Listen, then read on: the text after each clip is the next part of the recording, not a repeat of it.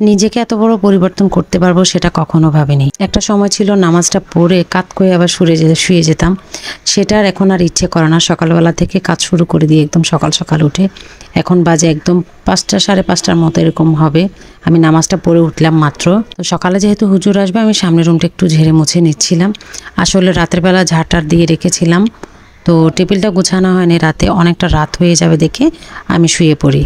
কারণ সবসময় মাথায় এটাই চিন্তা থাকে সকালবেলা আমাকে তাড়াতাড়ি উঠতে হবে, না হয় আমি ঘুম থেকে একদমই উঠতে পারবো না। তো যাই হোক, সকাল উঠে টেবিলটা একটু পরিষ্কার করছিলাম, যেহেতু নাস্তা খেতে বসবে। নাস্তা করার সময় টেবিল যদি পরিষ্কার না থাকে খেয়ে একদমই শান্তি লাগে না। যে কোনো কাজে মন মতো না হলে আসলে ভালো লাগে না। এদিকে রান্নাবান্নাও করা লাগবে, আমার হাজব্যান্ড ভাত নিয়ে যাবে। একদম অন্ধকার হয়ে আছে, বাইরে কিন্তু বৃষ্টি পড়ছিল অল্প অল্প করে। জানি না বৃষ্টির কি একটা অবস্থা হয়। এটা ছিল শনিবার সকাল।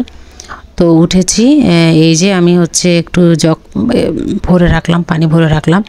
তো আমি কিছু মুগ ডাল ভেজে নিব। মুগ ডাল দিয়ে আমি মুরগির কিছু ছোট ছোট পিস করা আছে, সেটা দিয়ে মুগ ডাল রান্না করব, যাতে রুটি পরোটা দিয়ে খুব আরামায়েশ করে খাওয়া যায়। আমার মা একটা কথা বলতেন, সকালবেলা যদি উঠা না যায়, সকাল থেকে যদি কাজ কাম করা না যায়, ওই কাজের বা ওই দিনের কোনো বরকত হয় না। এটা একদম বাস্তব একটা সত্যি কথা। আমি যে একটু নামাজ পড়ে শুইতাম, এটা আমার মা বাবা পছন্দ করতো না।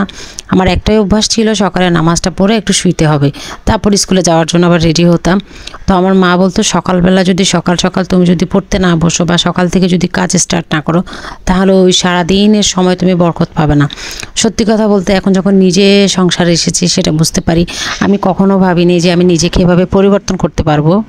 তবে আর যাই বলেন না কেন, সত্য কথা, আপনি যদি সকাল থেকে কাজ স্টার্ট করেন, বিশ্বাস করেন আপনার দুপুরের হওয়ার আগে আপনার কাজ শেষ হয়ে যাবে। নামাজে খুব পরিপূর্ণভাবে বসতে পারবেন 3টার আগে। আমরা মহিলারা সারাদিন কাজ করে 3টা বাজে যাই নামাজ পড়তে, যেটা কখনোই উচিত না। তো যাই হোক, এই জন্য আমি সবসময় এটাই ফলো করি, সকালবেলা উঠে। এটা আমার একটু অভ্যাস হয়ে গেছে সকাল উঠে কাজ করা। আমি সকালবেলা যতটুকু নড়াচড়া করতে পারি, সারাদিন আর ভালো লাগে না কাজ করতে। তো এই তো আমি এখন হচ্ছে আমি রসুন কেটে নিচ্ছি, পেঁয়াজ কেটে নিচ্ছি মুগ ডাল দিয়ে, মুরগি দিয়ে রান্না করার জন্য।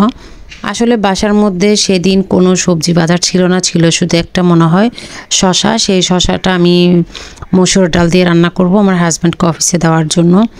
ওদিন কোনো কিছু তরকারি তেমন একটা ছিল না, তো মুগ ডাল রান্না করব, শশা রান্না করব, আর একটা হয়তো ডিম ভাজি করে দিয়ে দিব এরকম।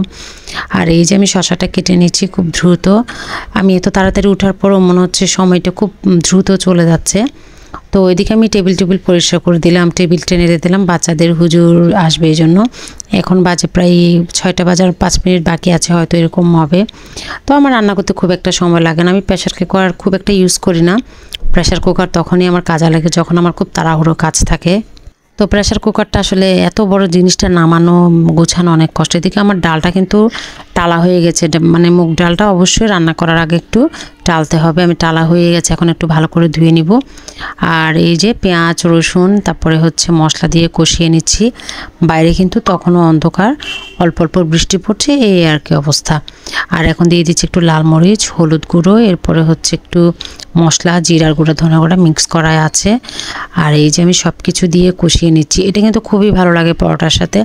আমি যে কিছু পরোটা ফ্রোজেন করে রেখেছি, এই জন্য আসলে মুগ ডালটা রান্না করা। না হয় কিন্তু আলু ছিল, চাইলে আলু ভাজা করতে পারতাম। তো কিন্তু পরোটা ছিল বিদায় আমি হচ্ছে মুগ ডালটা রান্না করছি।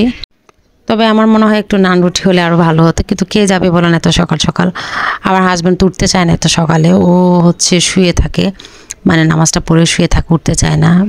বাচ্চারা অফিস করে দুপুরে তার শুইতে পারে না। তো এই জন্য আমি আর তাকে জোরাজুরি করলাম না। আর ওভাবে সকাল সকাল আমারও বের হওয়া সম্ভব না। তো ওইদিকে দেখলাম বাচ্চাদের হুজুর চলে আসছে, আর হুজুরকেও নাস্তা দিতে হবে। আমি খুব তাড়াহুড়া করছিলাম যাতে মুগ ডালটা তাড়াতাড়ি হয়ে যায়। উনি সকাল সকাল একদম অন্য কিছু খেতে চায় না, ওই রুটি আর চাটাই একটু পছন্দ করে। তো এই যে একটু পানি দিয়ে দিলাম। আমি কিন্তু প্রথমে মাংসটা সিদ্ধ করে নিয়েছি ভালো করে, এরপর মুগ ডালটা দিয়েছি। এখন আমি দিয়ে দিব, 3টা সিটি পড়লে আমি নামিয়ে নিব। মুগ ডাল অনেকে দানা দানা খায়, আমার একটু দানা কম থাকলে ভালো লাগে। আর এদিকে রান্না করব হচ্ছে শশা, মানে মসুর ডাল দিয়ে শশাটা রান্না করব। চিংড়ি মাছ দিয়ে রান্না করতে চাই, ওই যে বরাবরই বললাম মেয়ের অ্যালার্জির জন্য রান্না করতে পারি না। তো ওই তো আমি একটু হলুদ গুঁড়ো, এরপরে সব কিছু দিয়ে দিচ্ছি, একটু মাছের মশলা দিয়েছি আমি এখানে, একটু ফ্লেভারটা যাতে ভালো লাগে। আর কাঁচামরিচ দিয়েছি, আর একটু লাল মরিচ হালকা, ওর তো বেশি দিই নেই। আর এতে ভালো করে একটু কষিয়ে নিচ্ছি। খুব একটা কষাতে পারি না, আমি তোমাদের বারবার বলি আমার একটু এজমার প্রবলেম আছে। তো এই যে এর মধ্যে আমি ডালটা দিয়ে দিলাম, ভেজানো ডাল, মসুর ডালটা ভিজিয়ে রেখেছিলাম কিছুক্ষণ। আর এই তো এটা হয়ে গেছে এখন, মানে মোটামুটি কষানো হয়ে গেছে। এখন পানি দিয়ে দিব পর্যাপ্ত পরিমাণ। শশা আমারও ভালো লাগে, তবে এই ঠান্ডার মধ্যে শশার তরকারি, আসলে বৃষ্টি পড়তেছে তো ভালো লাগে না। তো কি আর করা, যেটা আছে ওইটাই আমি রান্না করছি। আর ওই যে রুটির বক্সটা বের করলাম যেখানে আমি পরোটা ফ্রোজেন করে রেখেছিলাম। আর এই তো ডালটা হয়ে গেছে, আমি আর একটু জাল করে নিব, ঘন করে আমি ধনেপাতা দিয়ে দিচ্ছি, আর একটু বাগার দিয়ে দিব। আমি কিন্তু রান্না করার সময় তেল দিয়ে কষিয়ে রান্না করেছি, তবে বাগার দিলে ডাল জিনিসটার অন্যরকম একটা ফ্লেভার লাগে, এই জন্যই দেওয়া। আসলে এই যে একটু আমি পেঁয়াজ টেলে একটু ডাল মানে বাগার দিয়ে দিলাম, ধনেপাতা দিয়ে এখন নেড়েচেড়ে নামিয়ে নেব। এটা যে কী সুগন্ধ বেরোচ্ছে বলার মতো না। আমি একটু গরম মশলা দিয়েছি টালার সময়, আর এটাও হয়ে গেছে। এই যে ধনেপাতা দিয়ে নামিয়ে নিব। আমি একটু টেনশন ফ্রি হয়েছি। আমার কিন্তু মাছ ভুনা আছে, ওই যে কাতলা মাছটা কী ছিল ফ্রিজে রেখেছিলাম, সেটা একটু ভুনে রেখেছি ওকে অফিসে দেওয়ার জন্য। যাই হোক, ডিম বাজার করা লাগে নাই।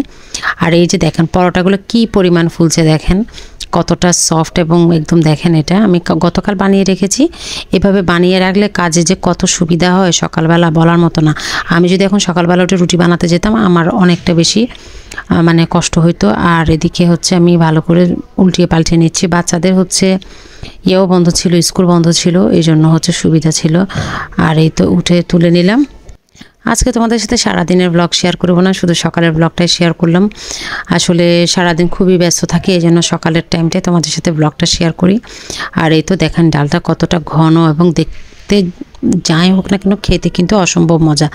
আর সেই সাথে বৃষ্টি শুরু হলো। আর ব্লগটা এখানে শেষ করছি। সবাই ভালো থাকবেন, সুস্থ থাকবেন। আল্লাহ হাফেজ।